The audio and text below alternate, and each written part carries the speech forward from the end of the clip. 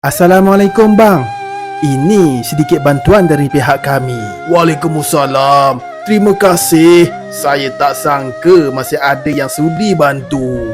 Kami tahu abang banyak bantu orang kampung dulu. Sekarang giliran kami pula bantu abang. Kadang-kadang satu beg kecil pun boleh ringankan beban yang berat. Terima kasih, Ya Pim. Kau tahu tak, dulu aku hampir tak ambil SPM. Serius? Kenapa? Keluarga aku tak mampu bayar yuran. Tapi satu hari ada orang datang hulur sampul kecil kepada aku. Katanya dari Ya Pim. Dari situ hidup aku terus berubah. Bukan sebab jumlah tu yang besar, tapi sebab ada orang yang percaya aku patut diberi peluang. Subhanallah, kecil nilainya, besar impaknya. Betul, hari ini aku bantu orang lain pula sebab aku sendiri pernah dibantu.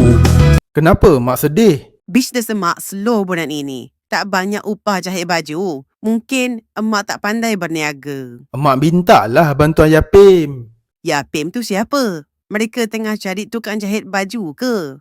Ya Pim dah banyak bantu orang macam mak. Mereka bagi bimbingan dan tunjuk ajar untuk memajukan perniagaan emak. Bagus tu. Macam mana nak dapatkan tu? Nanti Aiman hubungi Ya Pim. Betul-betul bagus anak mak ni. Alhamdulillah. Terima kasih lah, Dik. Hang bukan setakat bagi makan je. Rumah kami pun hang tolong bersih. Tengok baju hang pun penuh lecah dah.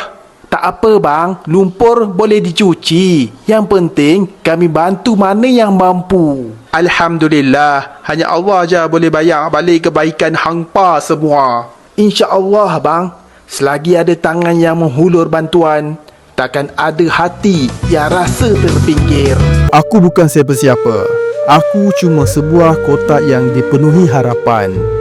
Aku disentuh oleh tangan-tangan yang tak pernah aku kenal. Namun, setiap sentuhan itu penuh keikhlasan dan doa.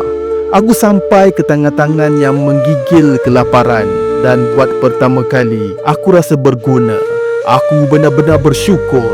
Aku kotak Ya Pim.